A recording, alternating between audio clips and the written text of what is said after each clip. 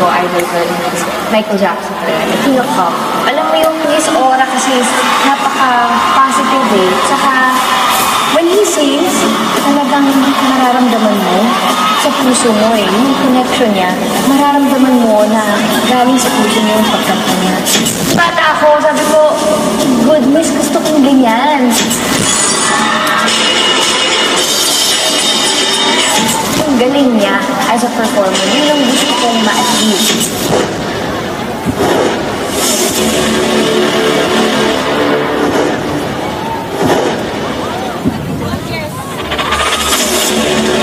Destiny siya, natin na ba? Kasi, dumating yung pagkakataon na gusto ko na rin mag-give up. Kung nag-give up ako, hindi ko mararating. So, ito na yung pinapangarap mo. Matagal ng taong pinagtrabahuhan sa iyong harap. Nasa harap mo na ngayon, hawak mo na. Bigla ka magtatanong sa sarili mo. Ito ba talaga yung gusto ko? Kapagod pala!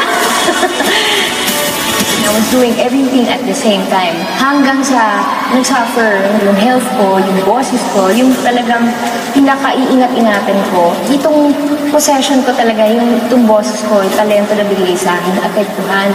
At one point, bumibigay na yung boses ko. Because napakataas ng pressure na maging belter ka.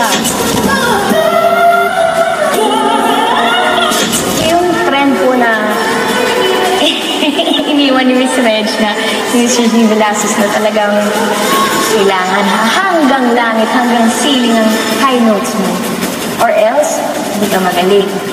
Or else, hindi mo kaya. Hindi mo deserve yung spot mo.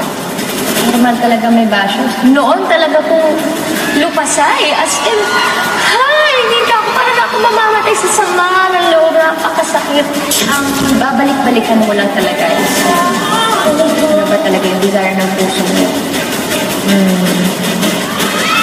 Ang desire ng puso ko is patuloy na kumanta para gamitin ko yung talento na nilagay sa akin ng Diyos. Pangalawa is talagang sobrang in love ko sa music. I am 100% sure that my family knows how much I love them. Buhay ko sila eh. Ang pamilya ko ay buhay ko.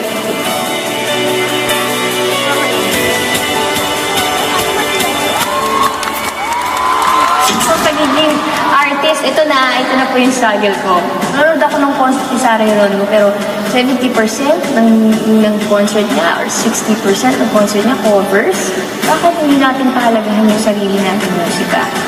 Dumating sa point na may sarili naman akong mga kanta. May sarili akong mga album. Bakit ibang kanta ang gusto nila ipakanta sa akin? Sabi ko, bakit hindi ko yung gawin para sa susunod kong concert? 80%, 90% ng show. Sarili kong kanta. At may ka ba po doon? As we reintroduce the songs, iba yung impact. Bagong impact.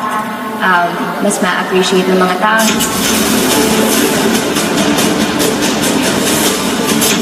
I'm Sarah Geronimo. Let's take it from the top.